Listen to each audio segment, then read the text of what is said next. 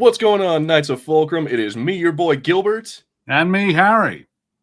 And yeah, it is our final episode of the Fulcrum Entertainment Podcast of the year. Merry Christmas, Happy Kwanzaa, Merry Hanukkah, Happy Hanukkah, and whatever hokey thing the Mormons celebrate. Probably still Christmas. Or the Scientologists. There we go. Whatever crappy religion or whatever crappy holiday they celebrate. Happy Xenu Day or whatever. Yeah. What do they do? Just scream at an ashtray for a day? Yeah, just they get angry at pictures of volcanoes. Anyway, what's going on, everybody? It is the final episode of the year, and actually we only have 4 more days of this year, so you know what that means. It's time for the it is time. We're going to be doing a kind of like wrap up of what we've done. Oh yeah, before we get demonetized. But yeah, we're going to be doing a wrap up of all the different stuff we've done this year, or we liked this year, the things we didn't like. We're going to be doing, just talking about the channel and just life in general. So, come on in, join in and shoot the shit with us, and let's talk about, how crazy of a year 2025 has been. And with that, Harrison, you want to open us up? How's you? First of all, actually, let's start. How was your holiday? My holiday was nice. Yeah, it was good. Had a couple of little children around at Christmas this year. Some under 1-year-old babies hanging around. So there was a lot to do to keep everything moving at Christmas. But it was nice. Had a good break. Got to hang out with some family. Agreed. I think I had the same. I'm just like, I think it also took a lot out of me because I'm like, the holidays are fun. It's nice to see family that you haven't seen in a while, but goddamn, if it's just like it's party after party after party, and I'm just like, at the end of it, I'm done. I'm just like, let's get to New Year's, let's get on with it, and let's get to a point where I don't have to worry about a holiday until fucking February. Yeah, that'd be nice. But anyway, yeah. I believe you had some show and tell you wanted to do, or some that we both did. But let's go ahead and start with you. Let's see. I brought in a couple of things for my Christmas haul. So I'll try and ramp it up. So start off out on the nerdier side of things. So my brother knows that Deep Space Nine is my favorite Star Trek. So I got some old Deep Space Nine memorabilia this year. I'm trying to hold this so you can see it in the light. Some hologram stickers. Yeah. And I also probably picked up a cold because his kids had a cold. So that was one of the gifts they gave me this year. But these, I think, from when it was going out. So these are going to be around 20 years old. 1993. These stickers. So these are 22 years old. And along with that, I have the Star Trek Deep Space Nine. What do they call this? Collectible action marbles. Each with a little photo of one of the cast members in it. I have Major Kira, Commander Sisko, Chief Engineer Miles O'Brien, Quark, and of course Odo. So it's some of my best characters, my favorite characters on that, which is nice to have. Very nice. I'm not normally a keep everything in the packaging kind of guy, but I might with these just because they're ancient and I'm not going to do anything with them. What, you're not? Are they like bouncy balls or what are they? Like just? I think they're glass marbles. Like send down marble runs sort of marbles. So yeah. I would definitely end up just holding on to those then. Yeah. Well, yeah, I'll just hang on to them. And what else did I bring up? I think I brought up a couple things. So I got some esoterica as well. Oh. I did bring that up. So I'll show it at the end as my big finale. But I thought to show you guys this. I'm trying to see if I can find a way that you can see that. So I don't know if you can tell. There is. So it's a glass with something dangling in it, which is a crow's foot. And this is a gift from my mother, and it's something my mother made. And basically, she got a crow's foot, didn't know what to do with it, and then had the idea of she would put it in a glass and make it into what she described as a summoning bell. A summoning bell. A bell that I can use to summon things.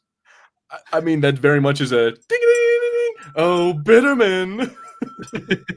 Like, that's so your aunt made this for you. No, my mum. My mum. Oh, your mom. Your mom. Okay, your mom. Yeah. Does she just have a crow's foot just lying around? What? she got one, and she and I'm no stranger to crow's feet. I've got a necklace with a crow's foot on it. It's things that I have. But yeah, I now have one inside of a pint glass that's upside down that I can ring as a bell to summon whatever spirits I'm after.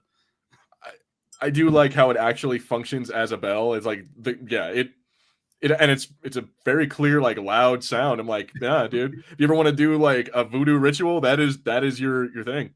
Oh yeah, yeah. So I keep ringing it. I don't know what's coming, but I keep ringing it just to see what's happening. Just like go outside your house after this is over. There's like a murder of crows just sitting outside, just like squawking at you. I would quite enjoy if I could summon crows on command. That'd be quite nice. And then the last thing I'll show you is probably one of the best pieces that I got this Christmas. So it is a delightful ram's skull. That I'm very impressed with. I am currently trying to work out how I'm going to fit this onto a wall because that's where I want it to go. I want it to go somewhere nice and prominent. It does have a handy hole where the spine used to connect, so quite possibly you could just get a screw long enough to just fit in there and hang it on. That's awesome. So I was gonna say, if you could try to hang it up behind you, because I feel like it'd be kind of funny to have like the horns, like an effect with the horn. Yeah, I did wonder about that. I did. Unfortunately, the padding I put up in the guitars are sort of in the way now. But yeah, so it might. I don't know. I kind of want to put it above my TV, but I don't want. If it falls and I break my skull and my TV, that'll be a bad day. So is that a real skull or is that like a resin cast? Oh yeah, no. This is real. My dogs want to eat this so bad. So yeah, definitely put it somewhere, maybe up out of reach. Yeah, it's absolutely got to go somewhere out of reach. When I came home and I brought in all the gifts and things that I'd gotten, I put them down and I was like, what are the dogs after? What are they sniffing after? They keep like hanging around like all these boxes and bags. And it was this. And yeah, I let them sniff it just to, so that they could have fun. And then multiple times they tried to just gently pull the horns and take it away from me. But no, that's not happening. Oh yeah, no, and I guarantee you leave them alone for like a day, those horns, like that part of that skull will be gone. Yeah. No, so this is under careful watch to make sure that stays safe. It's also still kind of greasy. I might try and degrease it a bit. Yeah, I'm willing to bet that's probably like what was like the animal's fat or whatever other bodily fluids. Oh yeah. It's either leftover grease or they have since greased it to try and stop the bone becoming brittle. Either way. Maybe it could be, but I honestly don't know how you preserve those. I always just assumed that you just put the skull on the wall and just let it do its thing. I don't know, man. I guess maybe it would make sense that people would preserve them, wouldn't they? Yeah, and there are various methods. Like a real simple method that I've used with a few dead things I've found is you just bury it in a plant pot for about 6 months and then go dig it up, and then you'll have its bones. And kind of the natural processes clean things up. Depending on what you're burying, if you leave things in for too long, the bones can go very soft and can break quite easily, especially if it's birds.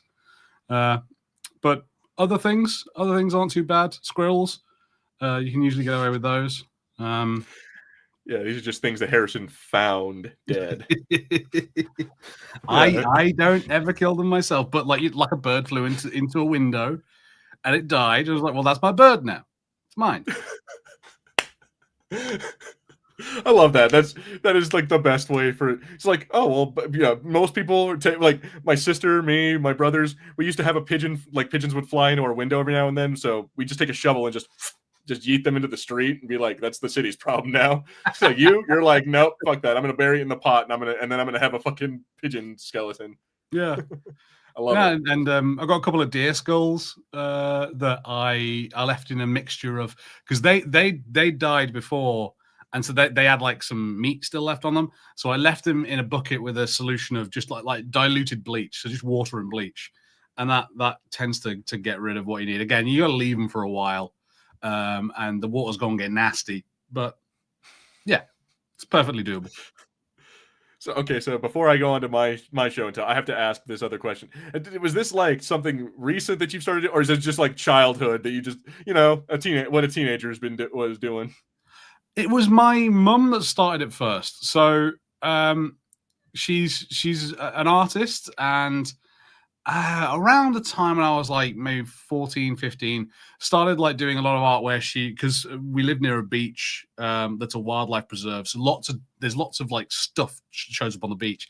And so we found seal skulls and various bones, and we did find a sheep once, or like birds. And so she was drawing skulls and things, and then we found like one that still had some stuff on it. So that was when my mum developed the bury it in a plant pot idea, and that worked really well. So she's been doing that for years. And then when I moved out and I had to get my own skulls, I was like, my mother has taught me well. And I had to get as if it was like some imperative. You had to get a skull. I love it. So I'm so happy that we're friends, Harrison. It's been so much fun to learn about you. Anyway, so I guess I'll go progressively nerdier myself. I'll start off. So yeah, my friends got me there's a local artist who does like, she likes to go around and take pictures and like draw different wildlife around New Mexico. So I like that a lot. It's like a print of her fox painting. Nice. My brother thinks he's fucking hilarious because he got me Nature's Dongs, a Willy long ear. It's a calendar of various different like dick-shaped things.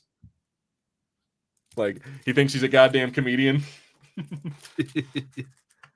My other brother was a lot cooler. He got me a Revan, like the Kenner collection. Like, so now I have both a Black Series and a Kenner one. So my Star Wars collection is coming along very nice. For you anime fans, I got a Turbo Granny pop figure, which Harrison might want to look away. I know this is your kryptonite. I am slightly disappointed, but hey, to each their own. On the bright side, at least if you look at it, at least it doesn't have those stupid eyes. It actually looks like it's from it actually, looks like it has a little more detail. That's true. Yeah, there's at least some difference from every other pop figure out there. That's also why I like the Halo ones, because they have the same. It's like they don't have the stupid little dot eyes. It's like they have the actual helmet, so it's like an actual collectible. Yeah, and then of course I got a TMNT. Like a VH, although I haven't actually opened it because it was taped over, and I don't really want to pull it out because I don't want to I just prefer to keep it all in one piece and not have to worry about my cat getting into the box or something. But for all I know, there could be like kindergarten cop in here. I have no idea. But yeah, so I got a few other things. I mean, I got got a chainsaw. Oh, delightful. Yeah, I mean. It's only because I have a tree at my house that I'm just getting really sick of, and I'm just like, I need to start cutting down a bunch of branches. But hey, man, I got a chainsaw now, so it warrants this. Groovy. Delightful. So yeah, I mean, I feel pretty. That's literally what I said the second I opened it. I'm just like, groovy, because pretty cool. It's still in the bag, but it's actually kind of bitching. I like it. I'm gonna have a lot of fun with it, and that tree is going down. Very nice. But is that an electric chainsaw? Yes, indeed. It's a battery operated one. So I don't know how powerful this one is, but I have a couple of different I have a leaf blower, weed whacker, stuff like that. A few other tools that are battery operated, and they seem to work all right. So we'll see how this one goes. Yeah, it's me versus the trees. So I will keep you guys updated on the battle. But yeah, so that's pretty much it for my Christmas. I'm an adult, so I don't get a whole lot. Anything else I get is like usually a gift card. So it's like, buy your own goddamn gift. Yeah, no, fair enough. One thing I didn't bring up, there's a few things I didn't bring up, but I did get from my girlfriend. She went and found as many of the original Hellraiser comics as you could find. I didn't know there were Hellraiser comics. Yeah, I don't fully know the whole details about it. They say Clive Barker's Hellraiser on it. He does not appear to be a writer on them, and they are from the 80s. So it was the age-old story of finding people on eBay who didn't know what they had. So I've got a fair few, like 14, maybe less than that. A few issues of it, not in complete order, so there are some gaps, but I'm looking forward to just sitting down and reading through them at some point. See, this is I would say a little off topic, because this isn't about this year, this is last year, but my brother got me a couple, like 3 issues of the Crow comic series, and I didn't realize that was a thing either, but yeah, Like that's so yeah, that's pretty cool, man. I mean, hold on to those put them in the little plastic, seal them, hermetically seal them, make sure no one can ever read them again. I am like that. I kind of think that I'm going to read them and then I'm definitely going to make sure they're bagged and boarded. I don't normally do that with comics and things, but I don't normally have single issues, and I don't normally have like actual old comics. You know, everything I have is trade paperbacks. So no, it's going to be really cool. Yeah, no, that's awesome. So I guess with that, I guess let's get into the year. Yeah, I'll just deal with Patrick's comment though, because oh yeah, no, go ahead. Actually, oh shit, there's two comments. There's one to you and then one to me before that. So yeah, go ahead. Oh, did he freeze? It looks like Harrison froze. Says Harry, if you found a dead deer, would you personally remove the head? Well, I don't. I'm guessing Harrison froze, so we're gonna have to see if his internet went out or what happened. But I'm just gonna answer for him real quick. Yes, he. Or actually, well, yes, I would, Patrick. I absolutely. What accent? I don't know what accent that is. That's a bad. Don't quote me on that. Don't clip that. So yeah, I guess I just have to riff for a minute while Harrison is gone. I don't know where he went or if he will be coming back. Hopefully he will. Oh, yep. Says my Wi-Fi connection has gone down. BRB. Okay, well, while that happens, I guess I'll just talk about, I'll answer Patrick's question to me. Gilbert, how was your year using fancy soaps? Well, as it turns out, it wasn't so much a year. It was more like 4 months, maybe 5 months, maybe half a year. Because yeah, I got 4 of those bars of them Star Wars soap, and let me tell you, it went quick. Like those, I like the Dr. Squanch stuff, but it doesn't last very. It maybe like it's. I mean, that it could also just be the way I use it, but I don't know. But yeah, it was nice. I'll give you the broad strokes of it. Dr. Squanch, do it. Hey, Dr. Squanch, pay me money. I will talk your soap up all day long. But yeah, no, it was cool. Like I liked it. If you want to smell good, go ahead and go get some. It's pretty good stuff. And then also, it's funny. I found some like loose ones. I found like a Luke Skywalker one and a Darth Maul. Another Darth Maul one a few weeks back at just like at a thrift store. Like they were like sealed and everything. And so yeah, they're pretty cool. It's good, Patrick. Yeah, I'm rambling now. Let me see here.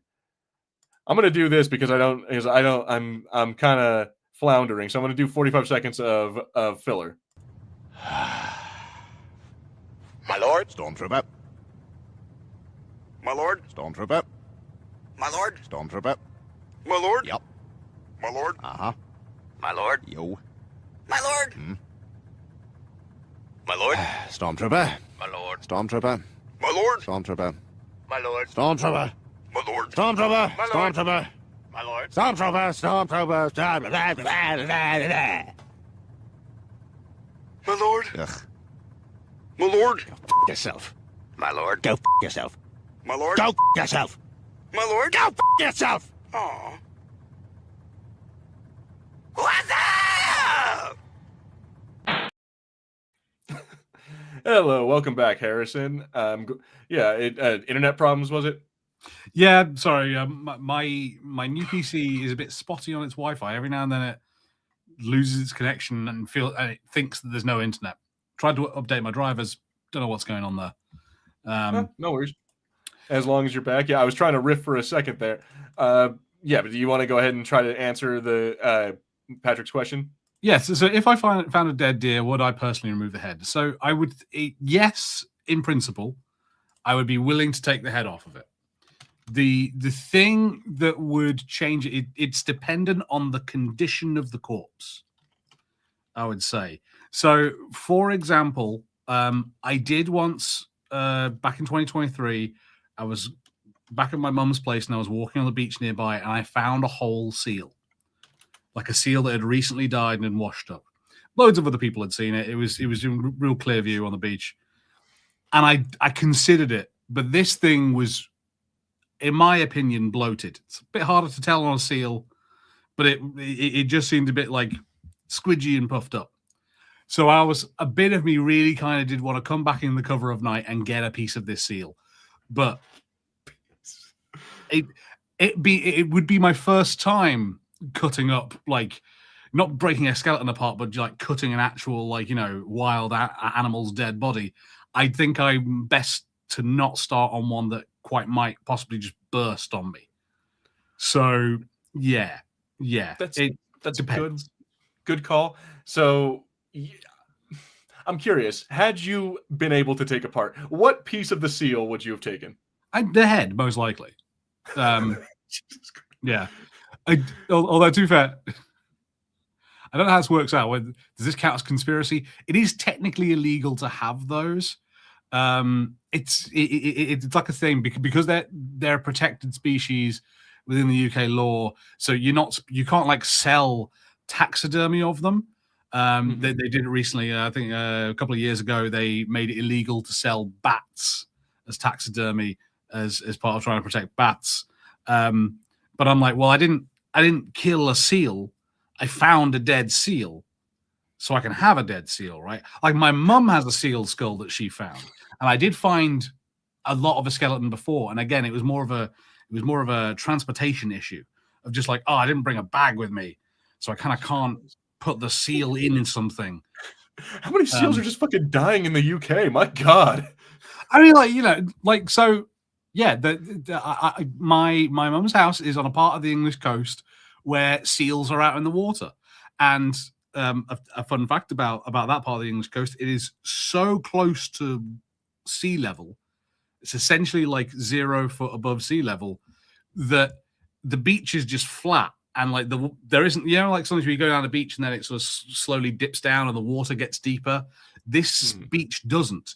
When the tide comes in, it comes in and it's about like 1.5 miles, maybe 2 miles of really shallow water before you actually get like to the sea. So stuff gets washed up and left on the beach really easily, and it doesn't get dragged back out again like it would on other beaches. Okay, so it might just be like just stuff from the ocean that is just washing in. Yeah. No, and okay. It's like I say, in principle, I'd be happy to, but there are multiple things. One, I don't know what I'm doing, and two, the practicality of the time of like, okay, will this work? So, for example, I mentioned this back in 2023. I hit a deer with my car on accident. Deer ran out into the road, wrote my car off, and as many people kept telling me, "Oh, you should have kept that. Like, you should have kept it for the meeting. That would have been great." And I was like, "Yeah, but I don't have a car to get it back in, and I've had to like call my mum to come and pick me up on the side of the road." And she's an hour away from me, and I don't want to add into that, oh, by the way, are you okay if I pull the corpse of this deer into the back of your car and then find somewhere at your house to keep it and butcher it? It's a lot. Yeah, no, that is definitely. I mean, I wouldn't, if I could hit a deer with my car, you're probably ruining a good chunk of the meat that got hit by your car. Also, just in general, I'm like, I don't know, like, are you just readily able to, like, I don't know where I would take a deer, just like if I were to put it in the back of my, in my trunk or whatever. I don't even have a truck, so if I were to put it in the back of my like little 2-door fucking sedan, like, I don't know where I would even go with it. Like, where do you even, like, I guess like a meat processing plant, maybe? I don't know. Well, yeah, and like, whilst I understand that our viewers in the States, it's going to be people who live in places where you have lots of deer and deer hunting season is a big thing. So you might have a lot of experience of hunting and then butchering deer. We don't really do that. We do have deer, but again, they're kind of protected because we don't have that many. And also we don't have guns in the same way. So we're not going out with rifles and hunting. I guess, that's, you guys don't really do like that. The whole idea of a father-son hunt. I mean, we didn't do that for me either, but I live in the city. Like but so I guess that's not a thing for you guys in your country. That's not like considered like a sacred, it's like your first rifle, son, let's go shoot a deer. Yeah. We don't really have that culture. And what hunting we do have, we keep trying to get rid of. Like fox hunting was a big thing for a long time, and there's lots of campaigns to try and get rid of it. It still exists in some forms, but it's horse shit. I argue that's not even hunting.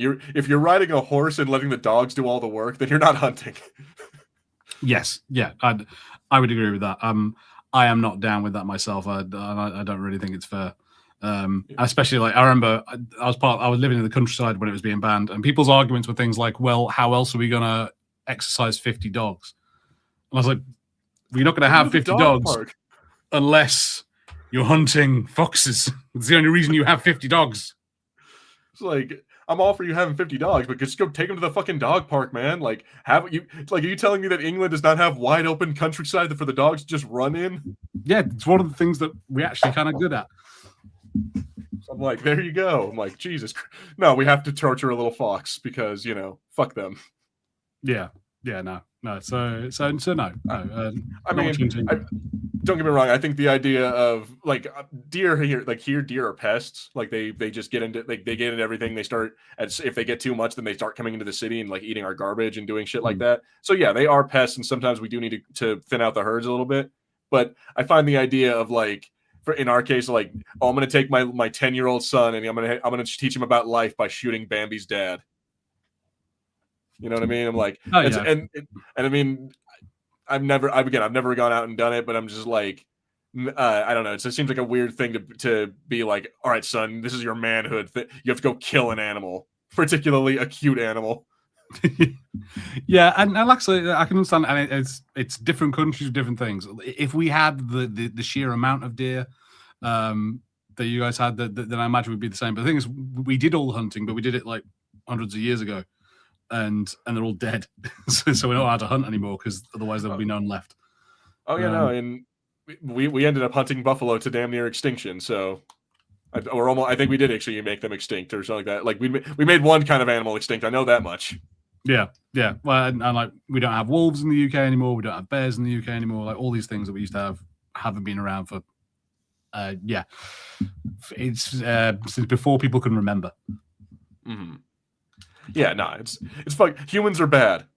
James Cameron was right. Which is why I pick up things that are already dead, and so I'm an opportunistic scavenger of bones.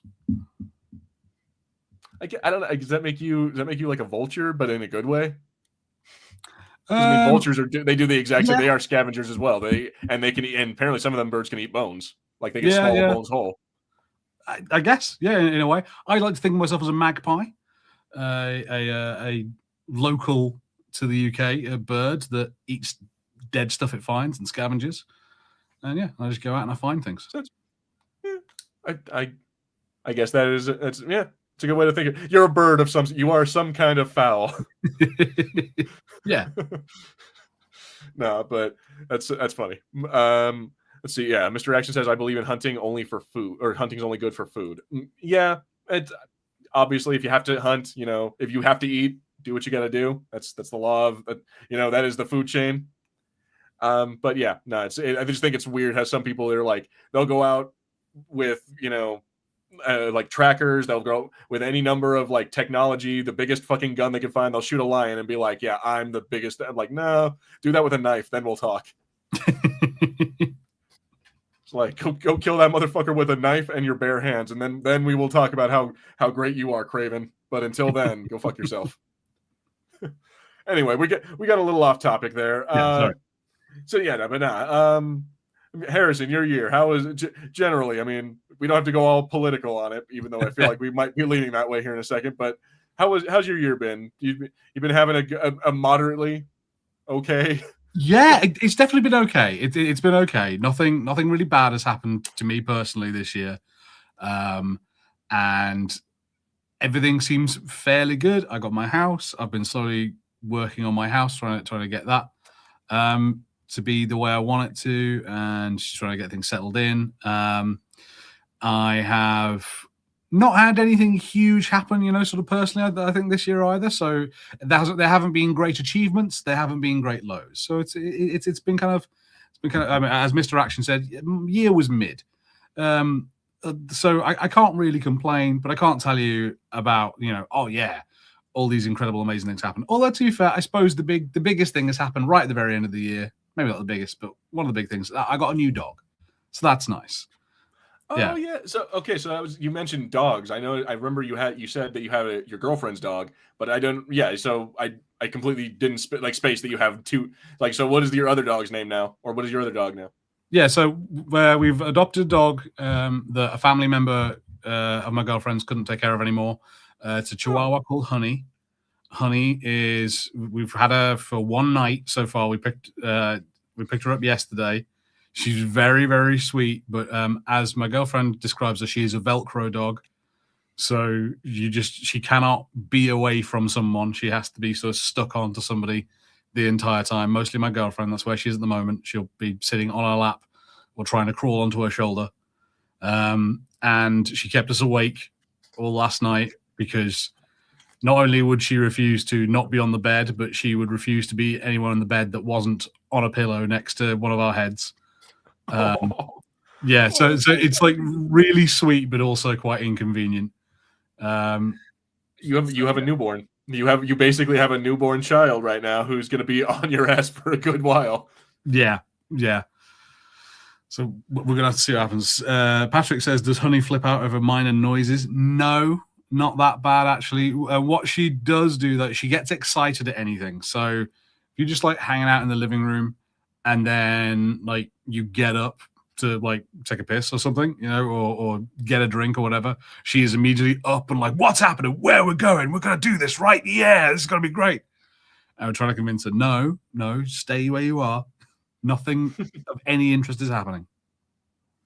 Yeah, that's not. Let me tell you, I have a Chihuahua and then a Jack Russell Chihuahua mix. That's not going to get better.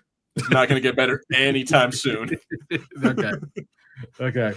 Like, you could try to do one of those like buzz collars that like when they bark, it doesn't shock them, but it like does the vibration thing, so it like freaks them out. But beyond like trying to do some like kind of mean shit like that, it's not going to get better. Okay. To be fair to her, she hasn't barked at all yet, except she was asleep earlier today and she barked in her sleep. Yeah, you got to show pictures of her. Like, you got to put pictures of her on the Discord. I'll do. She's indeed super cute. Like, yeah, we're just trying to get her to chill out a bit. But hey, she's in a new space, so I was expecting her to be a bit worked up and a bit easy to excite right now. Use the crow bell to summon someone to bring you a piss jug. Piss boy.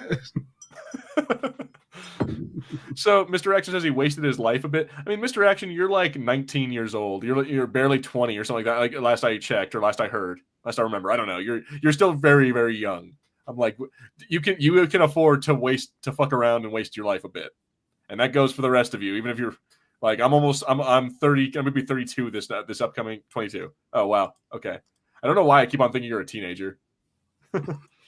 But yeah, still, you are in your 20s, my guy. You are young. Like, relax. You got time to be like, what am I gonna do? What is my life about? It's like there's a time for everything, and that's for your 30s.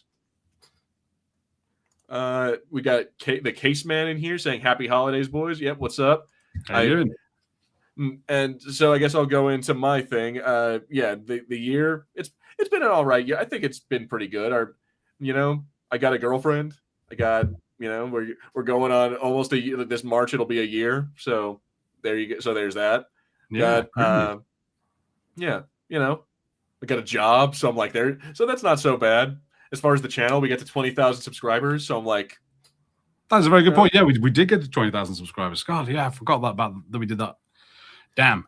Like Darth Plagueis and the last Ronin have both been kicking ass, like just as far as like views and stuff, and like drawing like more viewership and more like subscribe. I'm like, you know what? Despite the world burning down, like I actually am that dog sitting in the house being like, this is fine.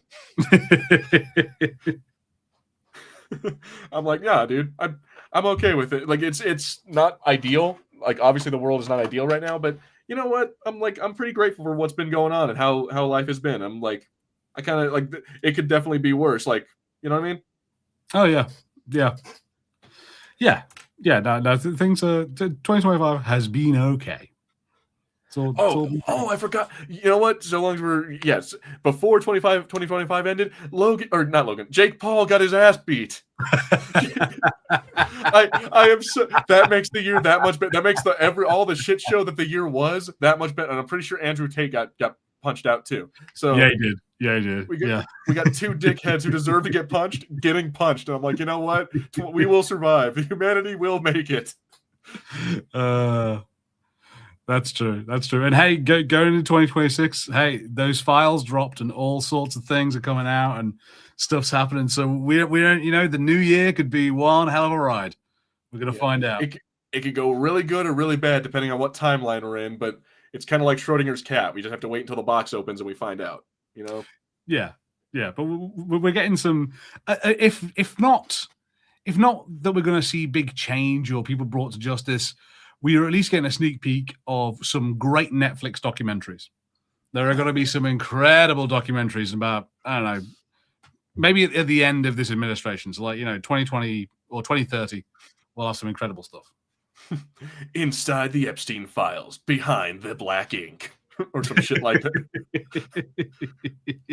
You guys, Netflix, you can totally, if anyone's watching, you can totally use that. I give you free, do it. Really redacted, uncovered. Unredacted. Yeah, so some shit like that, or I definitely want to watch some document. I haven't touched any of that. I haven't read it. I know it's public for download and you can go find it and read it and go through it all, whatever. I haven't done any of that. Because I'm just like, you know what?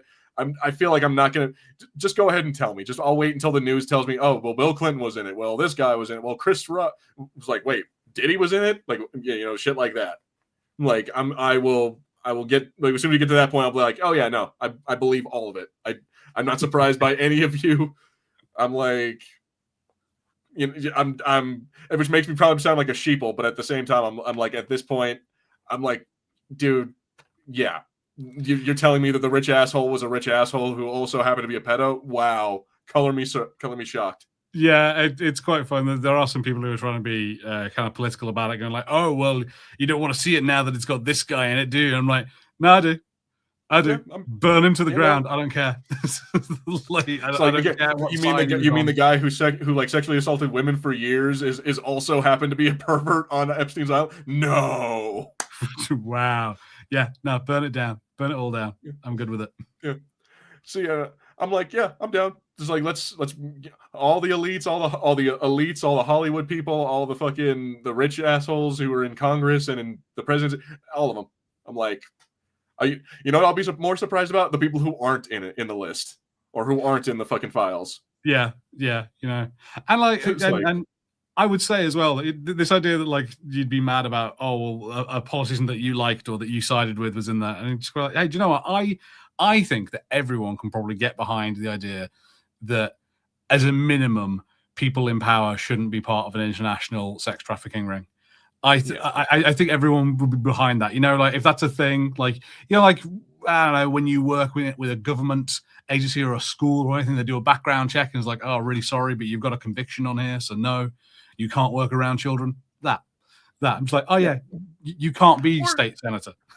Yeah, just like whether you work around children, maybe it's like, oh, you were implicated in this children's sex trafficking ring. Maybe we shouldn't ever allow you to have political power ever again. Yeah. Anything maybe any of your friends should. I'm like, I don't know, man. It's. I hope that as more stuff comes out and it gets unredacted and more stuff gets seen, I hope the world gets better, and I hope 2026 is like the reckoning. But we'll see. At any rate, it's been fun to watch. Both because I consider myself a centrist, right? I'm an independent. I don't really go one way or the other. It's just different issues, different things. You know what I mean? I'm down for guns, but also not down for supporting. Or I'm gonna stop right there. I am down for some things and not down for other. So, but you're not into all of the, let's say, foreign policy that is currently being put out by certain. Perfect way to say that. So, but with that all said, I'm like, I'm enjoying watching the left and the right just kind of burn down over this whole thing. It's like, well, look at this. Well, what about that guy? Well, we don't care. Well, we do, but like just because the sides are fracturing at like in insane rates, and I'm enjoying it. Yeah. Like let the factions burn. On a British politics note, I will say that 2025 has been a bad year for British politics, and I've been very disappointed. Last year, I was quite psyched that we got the Conservative Party out of power. They've been in power for 14 years by then, since 2010. And we've got a Labour government in, and the Labour government has not improved a single thing. Well, that's not entirely true. They improved a couple of things. But basically, yeah, I've been real disappointed. So that's my little breakdown of what British politics was this year. It was disappointing. I wonder how many of the files were permanently destroyed. Probably a good many, but you know what? Fuck it. I feel like there should be enough. Yeah, they're too power. Dude, you need to have what's the word? Optimism, sir. I know you're young but you're the young one. You should still be optimistic and like naive and bright-eyed. And to be fair, Mr. Action, I'm not thinking that this is going to be like the DOJ is going to swoop in and everyone's going to be taken to court. But I am thinking that this could destroy the careers of a lot of powerful people, and that essentially they will never be able to be voted in again. And hopefully it's so bad it taints the reputation of anyone who was anywhere near them, so they also can't be voted into power again. That's kind of what I'm hoping for. Here's to a great 20. So you know what? This is a positive note. I want to try. Maybe let's try to go this way for what we want in the future, for what we're looking forward to in the next year. But here's to a great 2026 for Star Wars, a Mando and Grogu movie, and hopefully Ahsoka season 2. I think they're also announcing. Yeah, they've announced the Darth Maul series, which is going to probably be animated. They've announced. Let's see, the Ninth Jedi is getting its own limited series. Oh yeah, the Star Wars Visions thing. So there'll be a few cool things. I'm like, I don't know, anything particular you're looking forward to? I don't know if I'm looking forward so much. Partly because I've lost track of everything that's coming out. But you have made me think about what came out this year, and definitely is a positive thing. Andor season 2 came out this year.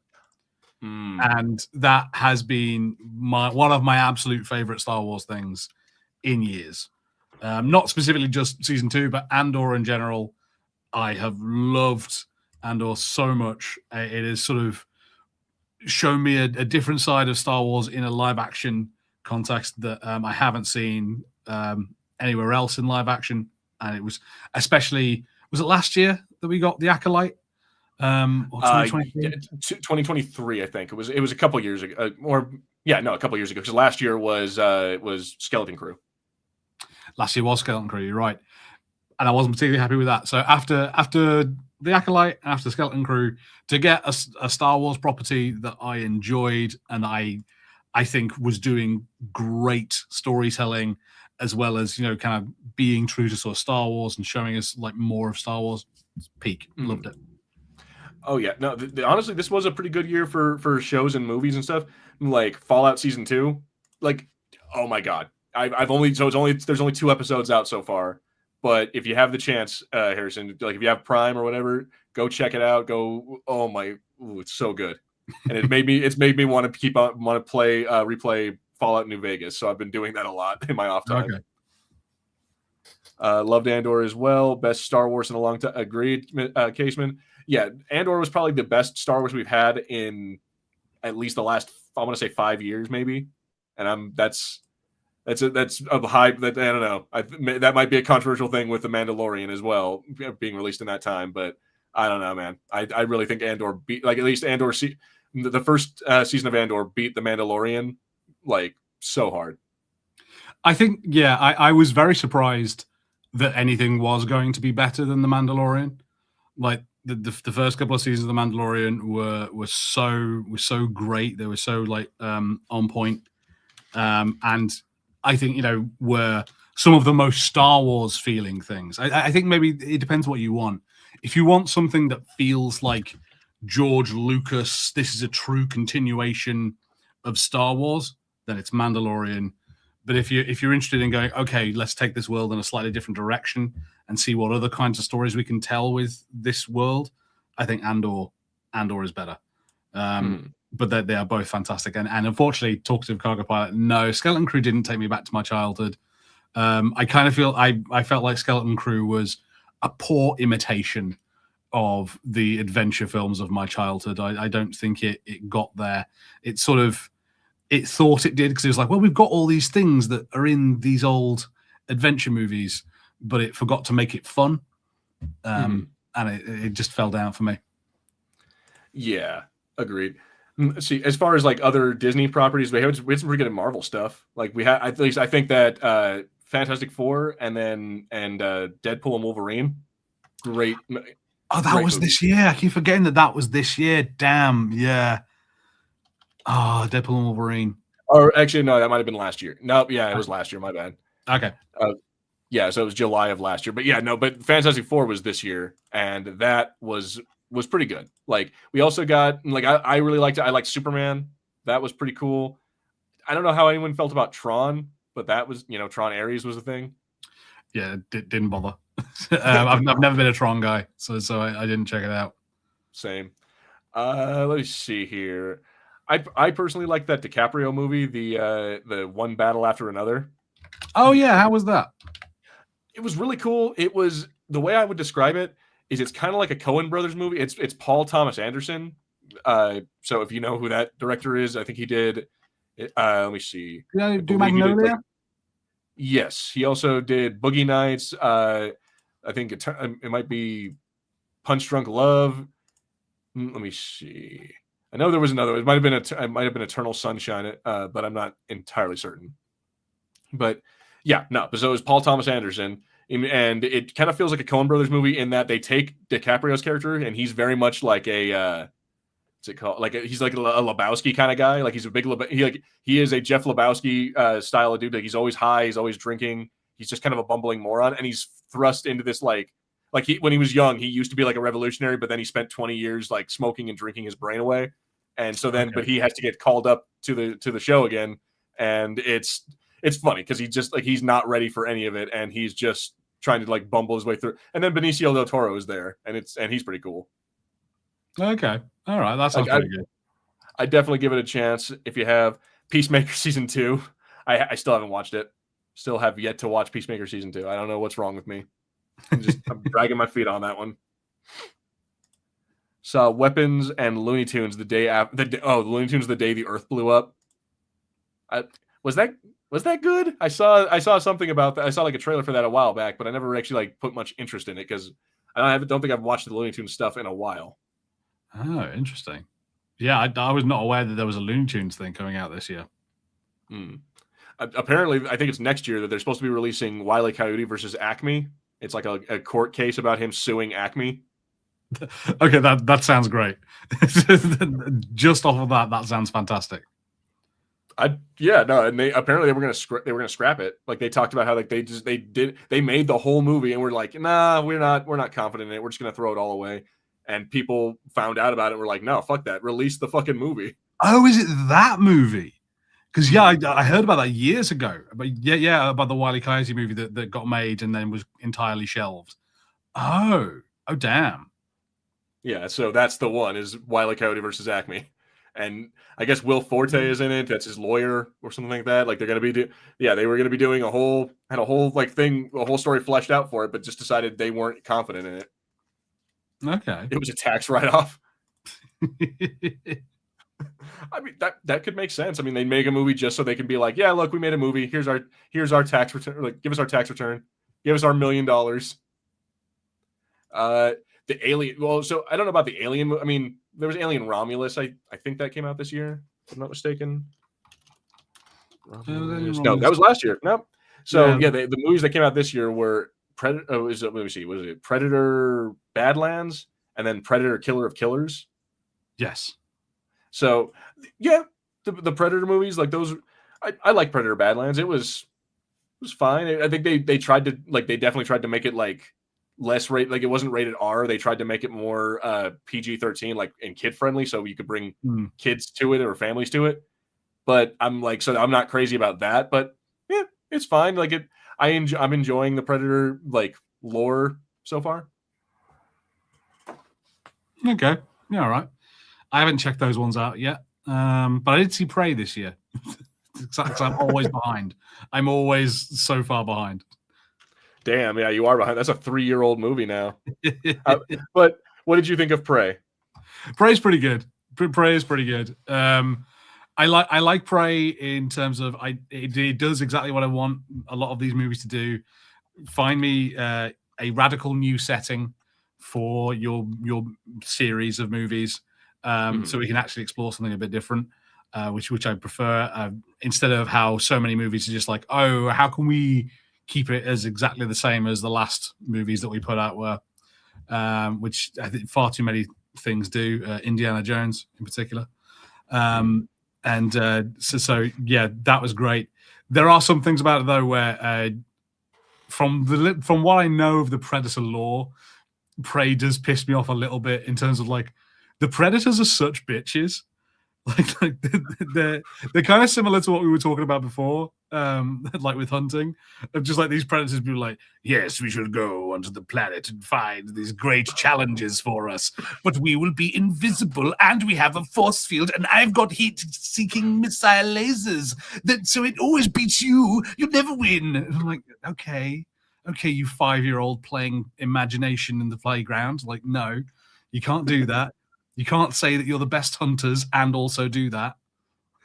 I mean, it's kind of like it is kind of like the big game hunter bullshit that they use. Like, no hunter that's ever hunted a lion has like one shot at a lion with his fist. He's used the elephant gun to do it, or he's had like in lieu of having like a tracking device, the guy's had like an actual like tracker who knows what the fuck he's doing.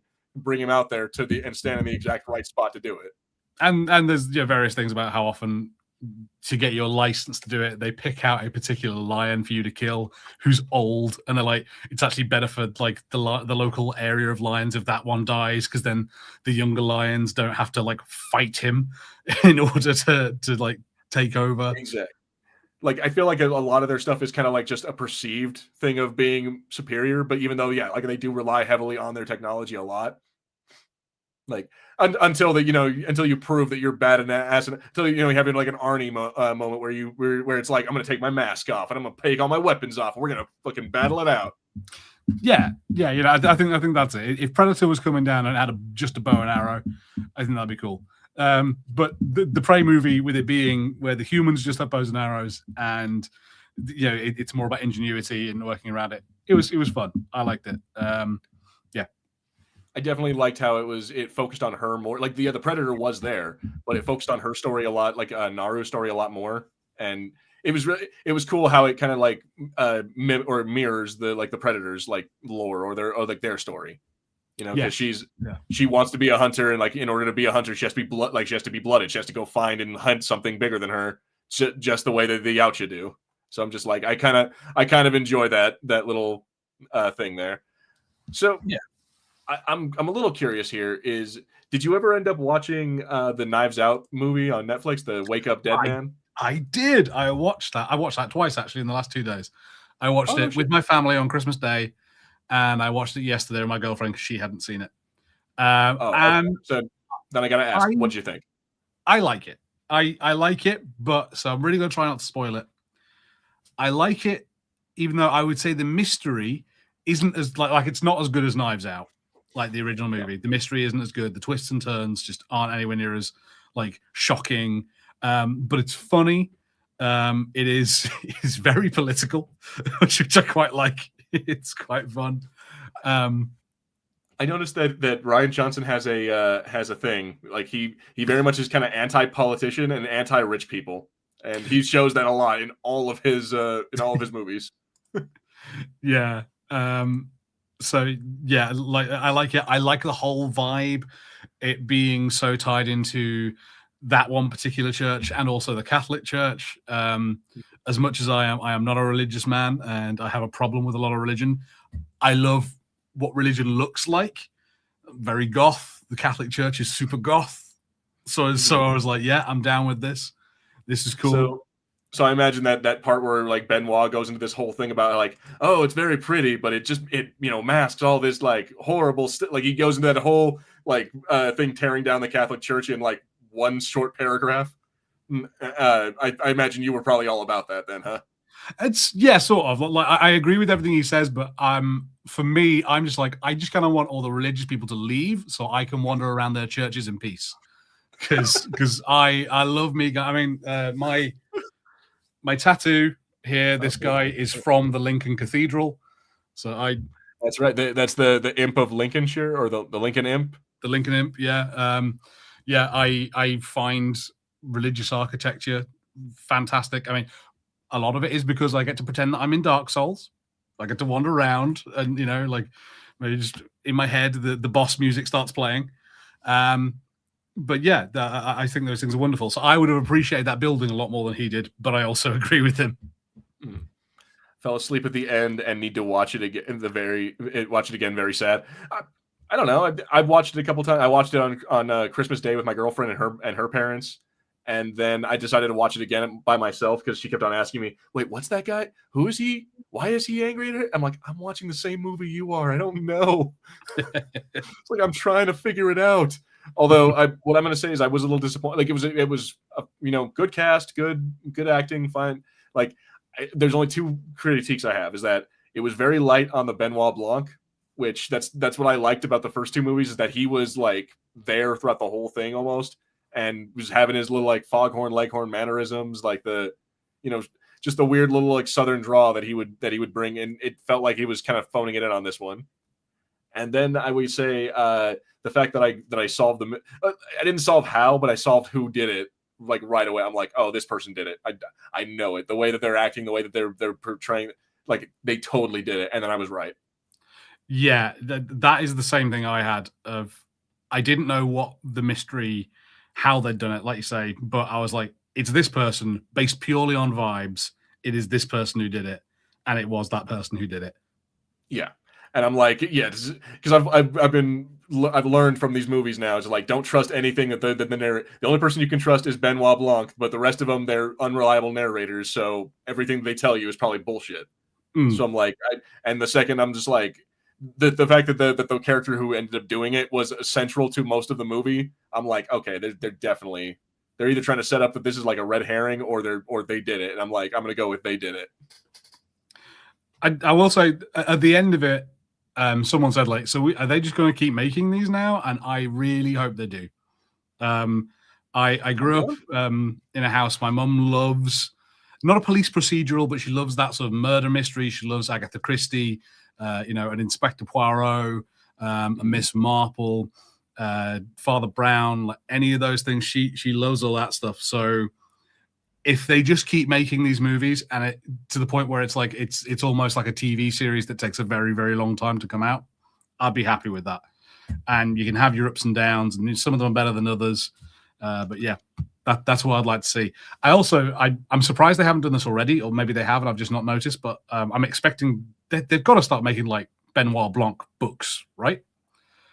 Like surely that'd be the thing you do. You just start writing Benoit Blanc mysteries. I mean, what you should do is give Ryan Johnson a 12 or 13 episode series of like 45-minute episodes of just little one-off like things of Benoit Blanc. Like there you go. Like a Knives Out anthology series of just like different like different points in his life, or maybe it was when he was young, when he's older, when he's just put different things of like with Daniel Craig.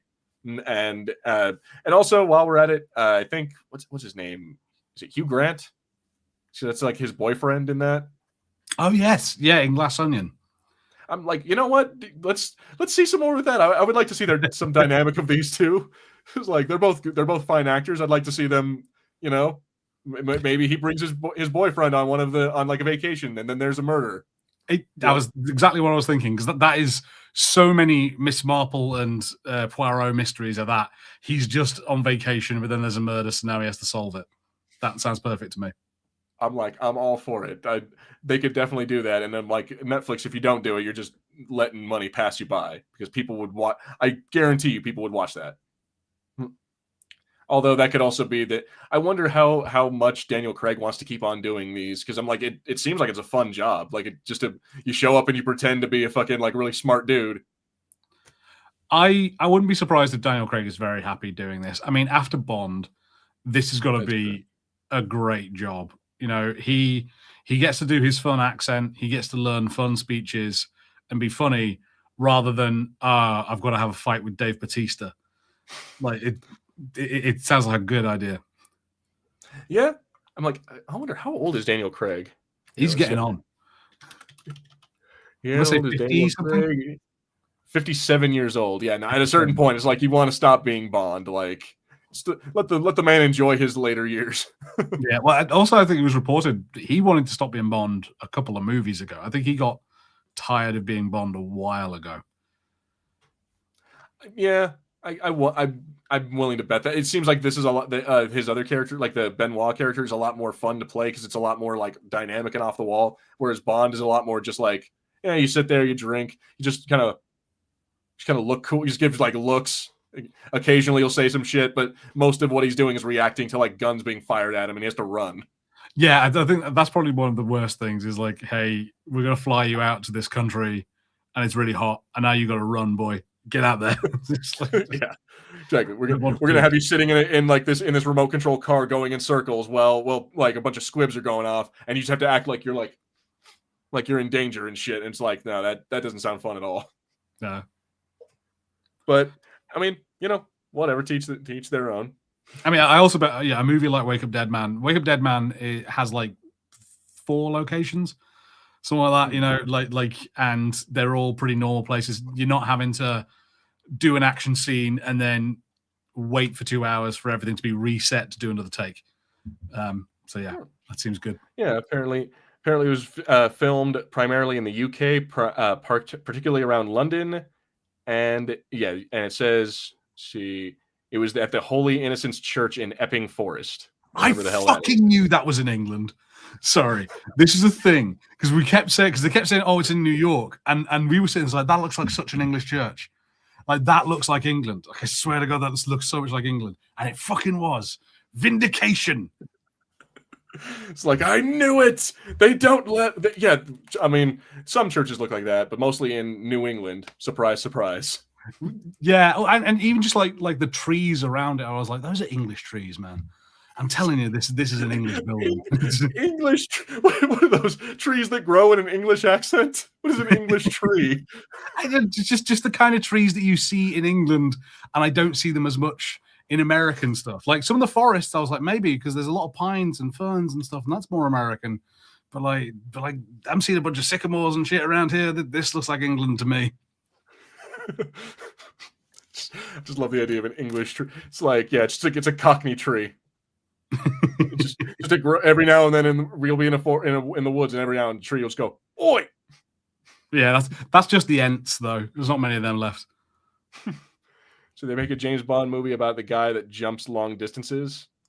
James Bound movie. Oh, James Bound. But yeah. So I don't know. What other movies have you seen, or what other stuff have you seen that like stood out to you this year? So I'm gonna put out a couple of horror movies from this year.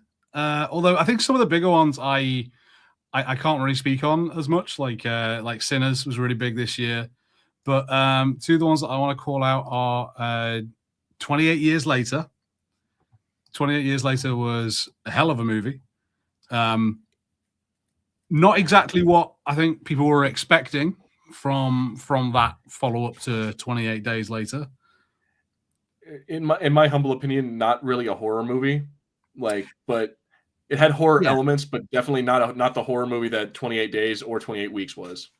Yeah. I think I'll go with you on that, and I'm going to be really fascinated because in 2026 we're getting The Bone Temple, the spin-off of that movie, which looks like it's going to be much more what I thought 28 Years Later was going to be, and from what the trailers are showing, it looks like it's going to follow almost straight on from the events of 28 Years Later, because we're still hanging out with the kid, and he's met the Jimmy gang.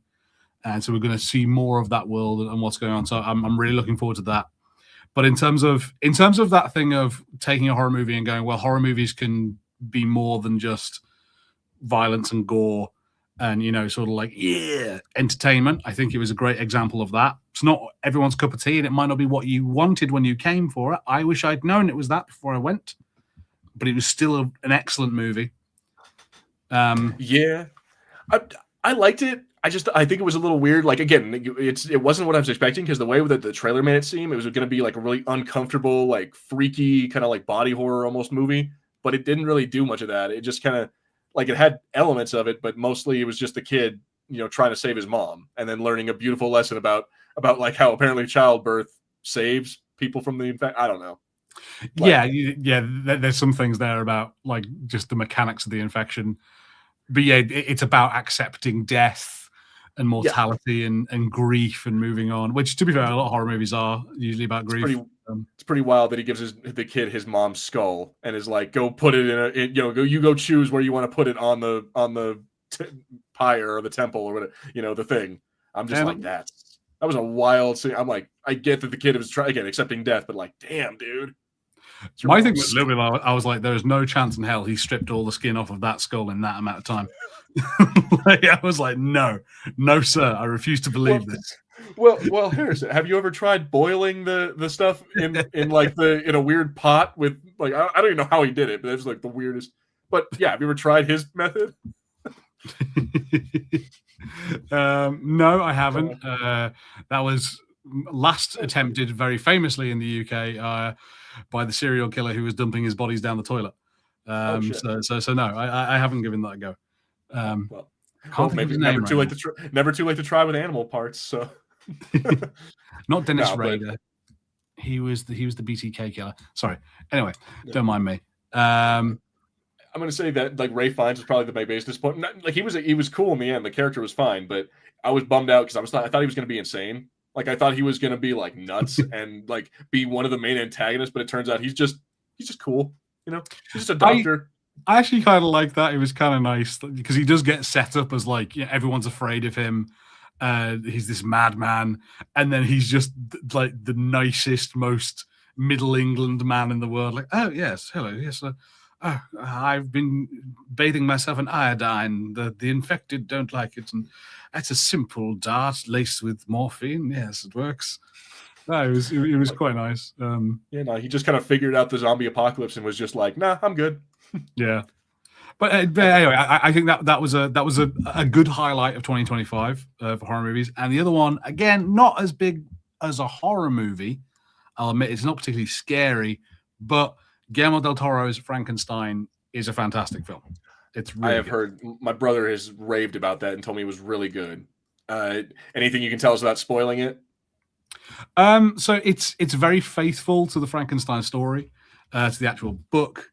So I think a lot of Frankenstein stories sort of forget about the fact that Frankenstein's monster spends years following his creation away from the doctor, discovering himself, learning how to read, becoming very intelligent, and then searching for Dr. Frankenstein to have initially he wants him to create a bride for him, and then seeking revenge. But then, similar to 28 years later, becomes this story more about forgiveness and accepting what you've done. And it's a movie that, if you've got some issues with your dad, might bring some stuff up. And, if you got one of those dads that never told you he loved you and made you drink from the garden hose, you might feel a little bit weepy by the end. But it's got some of the best Guillermo del Toro stuff in it. And one of the things that Guillermo del Toro is wonderful for is his set design and character design, and it is peak. The design of the creature is really great. The sets are incredible. The cast is brilliant. So I thoroughly recommend it. Here, I'm going to show this real quick, just for people who haven't seen it. This is the look of the creature. That I like it. I also was looking at the cast here. So it's got Oscar Isaac as Victor Frankenstein. We got Christoph Waltz as Harlander. Don't know who that's supposed to be. We got David Bradley as the blind man. I'm like, they chose some like serious Lars Mikkelsen, for God's sake. Oh yeah, Yeah, yeah. The cast is brilliant. Yeah, Christoph Waltz is the man who is funding Dr. Frankenstein's research, and Charles Dance? Fuck yeah. yeah, Charles Dance. They have flashbacks at the beginning of Victor Frankenstein's childhood, and his dad is Charles Dance, which sort of like you go, oh yeah, nah. If my dad was one of the no, not the Targaryens. What are they? The Lannisters.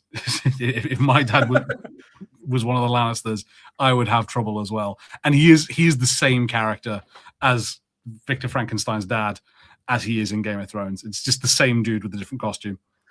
I mean, that's kind of it's unfortunate because I like Charles Dance, but he's kind of just what he does nowadays is just he's Tyrion or not Tyrion. He's Tywin Lannister. That's Tywin Lannister. Every job he does. But damn, dude, Vern Gorman. I like that guy. He's cool too. There's also Mia Goth, or Goth. Yeah, Mia Goth. Yeah, if you're a fan of movies like Pearl and X, yeah, no, like I say, everyone's great in it. Some of the stuff they do before the creature is finished, so the process of him making the creature, I wouldn't say it's body horror, but there are some sort of body horror elements because it is just him playing with dead bodies for a really long time. Yeah, so he says that Patrick mentions that there is a weird Frankenstein coming out with Christian Bale, and he looks stupid.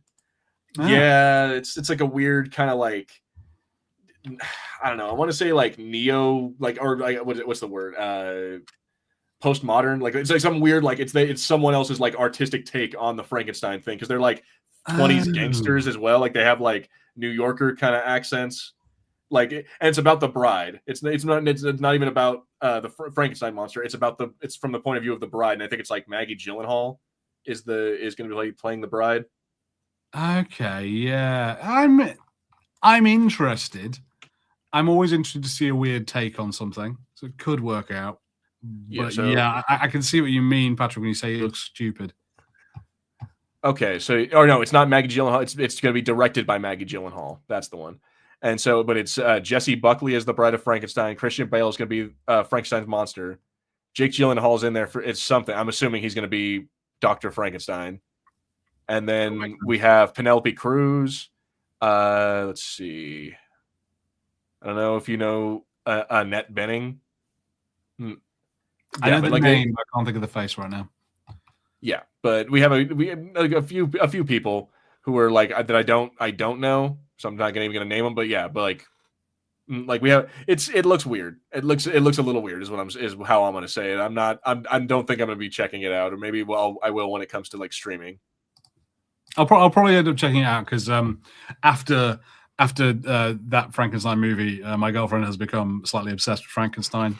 She's really loving Frankenstein right now. So we might check it out. Although one of the things she loves about it is the period that it's set in and the cool flowy dresses and the incredible set design. So if it's in a 20s style, it might not scratch the same itch.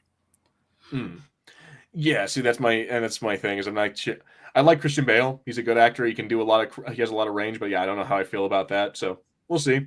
And I don't know I think that might be Maggie Gyllenhaal's like breakout movie. It might be her first directorial like debut. So I honestly have no idea how she is about. I guess we will see. Is what I'm saying. Time will tell.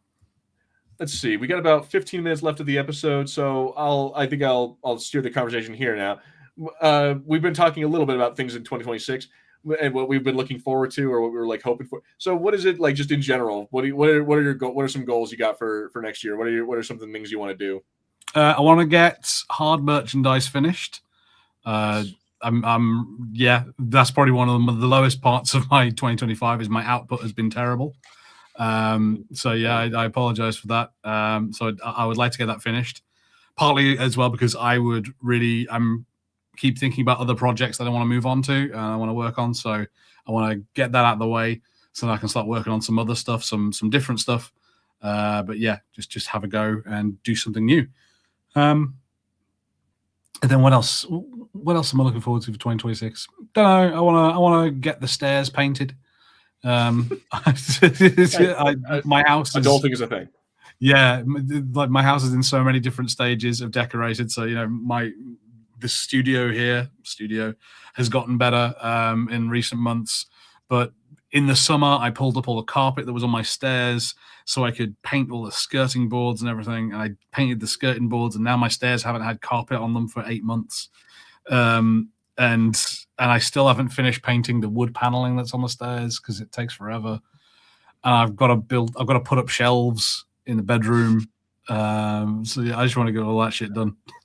No, I feel that. I have to get, like, I told you about the chainsaw. I have to go, like, there's a vine that's like not suffocating, but it's like strangling my tree. So I have to go cut that down and get all the vine pieces, like all the little like branches and shit off of it. I'm gonna have to get like remove several branches off of the tree, or get professionals to do it. No, the adulting is a thing. It's definitely like there's leaves all over my yard. There's weeds. I'm like, fuck. And as soon as it starts getting a little bit warmer, I'm definitely gonna have to like break into that and start, getting in there. Yeah. But also, I mean, as far as like content, yeah, I want to finish Hard Contact. I want to try to maybe move on to another Republic Commando book, or just do like the young adult novel that I like, the Han Solo book that I got a few weeks ago. Like, and then also I'm gonna be this March, me and my girlfriend we're gonna be going back to Florida, or at least I'll be going back to Florida. She'll be coming for the first time to MegaCon again. Oh, nice. The first time ever I'm gonna be going to another, like an international con or an interstate con. The second time in a row.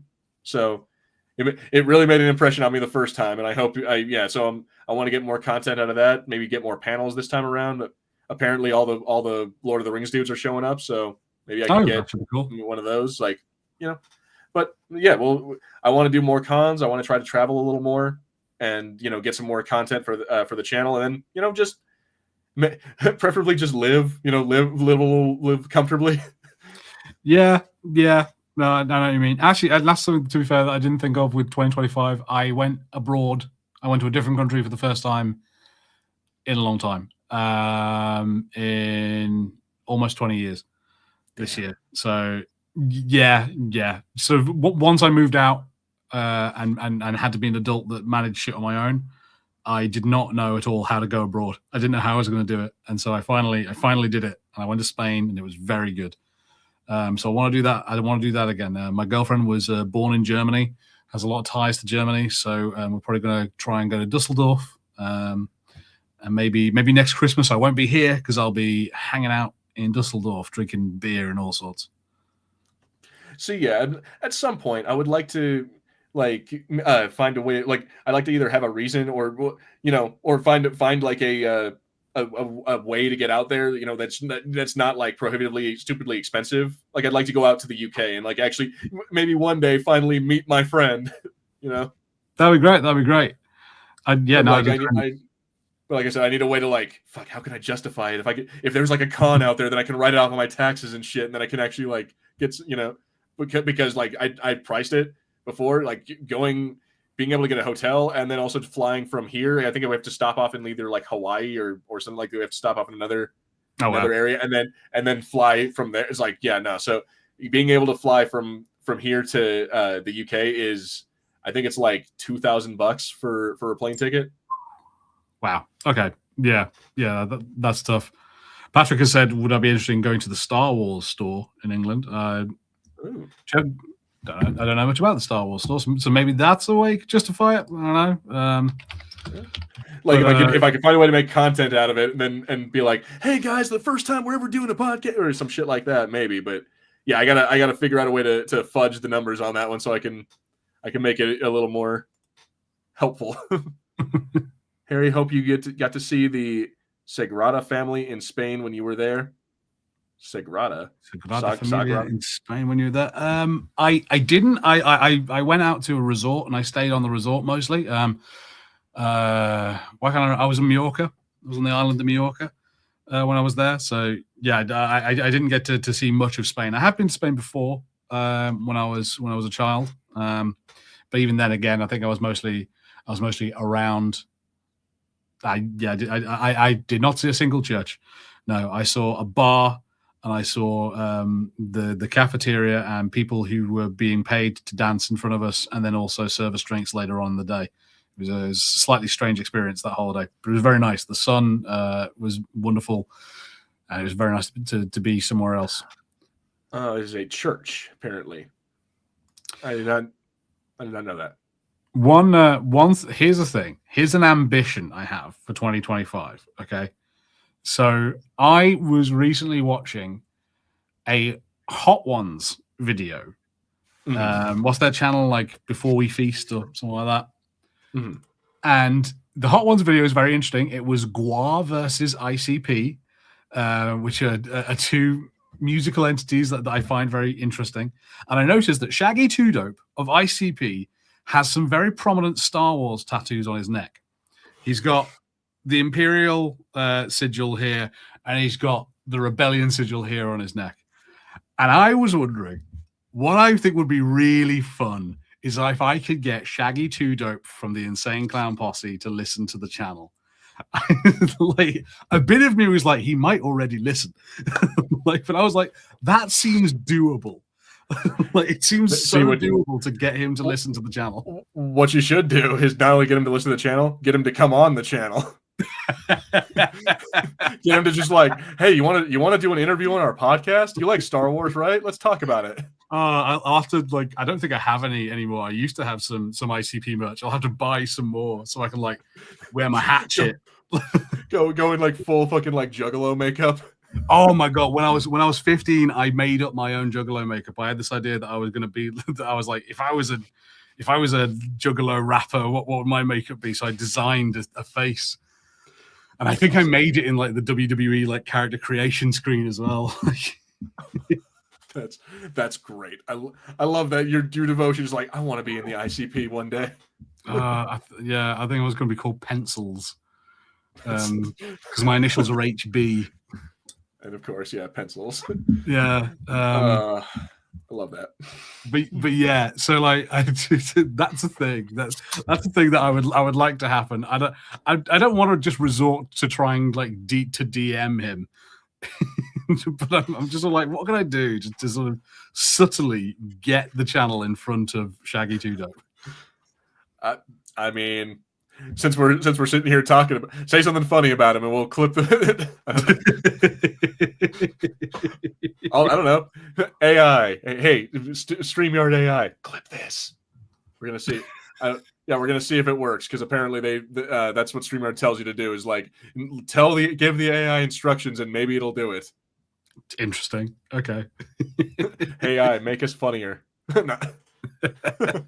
No, but in all seriousness though, like that's awesome, and if you can find a way to finagle that or like work it out, by all means do it, because I will be wholeheartedly like into this dude like jumping into our stream.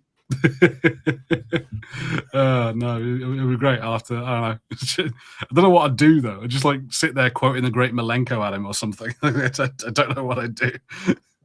All right. I do thoroughly recommend that video, by the way. Violent J has a really hard time with those chicken wings, and it's very funny. So all right, so one more time, what's his name? Violent J? Yeah, Violent J. So you might find it better if you go like ICP and Guar, so GWAR. Guar are also fantastic, and I would love it if any of them listen to the channel as well. Violent J. I just don't know that they're definitely big Star Wars fans. Okay, insane. Well, now I have Insane Clown Posse versus Guar, but I'll find it. Now that I have the dude's name, I'll find it. Yeah, because I kind of want to watch, like you mentioning him being on Hot Ones. I'm like, I kind of want to see that. It's pretty good. It's pretty fun. All right, but let me see. Fuck, we only have a few more minutes. I don't know. Lightning round. What's the last thing you wanted to, or any last things you wanted to get out or talk about real quick before we go? End of the year. I don't know. Do you have any plans for New Year's? Are you going to any parties or anything? Oh, the 31st, I might be. We'll see what happens. I'm like, my girlfriend is kind of like not wanting to people that night, and I noticed that's like one of the biggest nights that you people. So I don't know. I might try to convince her to go to a bar just for a little bit, or if at least till the countdown or something. But I mean, mostly what we're going to be doing is on New Year's Day. Like we're going to go see the Stranger Things finale. Okay, yeah, no, I get that. I still have to watch the newest 3 episodes. I'm excited for that. It's probably what I'm going to be doing tonight. But nice. Yeah, other than that, yeah, that's I don't know. What are you planning on doing for New Year's? I'm kind of feeling the same as your girlfriend is. I don't think I'm up for it. I think I want to do other stuff. So I won't be out New Year's Eve, and I might maybe try and do something nice on New Year's Day. Maybe go out somewhere, do something out during the daytime. Maybe take the dogs down to the beach, see if we can find a seal. Maybe we'll do that. A New Year's seal, the Harrison seal of approval. That's what you gotta. Yeah, something like that. Patrick saying about video games 2026. There is something that actually, I think it's 2026 that is coming out. I believe that is when we're going to have what is it called? Slay the Spire 2. I believe is coming out in 2026, or is it already out? Well, I know in 2026 we're getting GTA 5, no, GTA 6. We're going to be getting let me see here, Resident Evil, the new Resident Evil 9. But yes, Slay the Spire 2 is slated to come out in March 2026. I love Slay the Spire. I'm not very good at it, like most games that I love. So I'm really looking forward to when that comes out. And when it comes out, I think I'm going to stream it. It feels like it's a great game for streaming. So I'm going to chill out and play a bunch of that and see how far I can get. Oh, I think I'm definitely when it comes out in May, Lego Batman: The Legacy of the Dark Knight. I'm definitely going to be playing that, and I may be streaming that as well. But yeah, other than that, the only ones I'm really looking forward to is Resident Evil. I still need to catch up on the other two Resident Evil games, 7 and 8 before that. But yeah, I'm going to be doing that. Yeah, no, it's other than that, there's a few games that they've announced that I'm just like, I don't really care about that. Like Diablo 4, don't care. I think it's a DLC for it. It's like Diablo 4 Lord of Hatred. Not even don't give a shit. Nah, yeah, it's not my vibe, Diablo. The 007 game, 007 First Light, don't care. It's like Dynasty Warriors 3. I'm being so mean to these games, but but there's a bunch of stuff that it's like I don't know. I want to play Ghost of Yote, which came out this year, but it's on PS5, and the only person who has a PS5 is my brother. Okay. Yeah, I get that. Playing Star Wars Outlaws right now. It's pretty good. Nice. And there are some new comic dubs on the stand on AD. Yeah, go check out our buddy Dead Guy. Dead Guy is, I think it's ADG Comic Dubs is now his thing, or ADD Production. I forget. He changed his name a while back because of the dead part that YouTube doesn't like. Yes. But yeah, there's a number of things. I think what we'll do is we'll probably talk about it more next time around, and it'll be 2026. We'll talk to you guys in the future. Ooh. Wow. That is it. That is it, everyone. We are down to our last couple of minutes, so I'm going to have to do this again.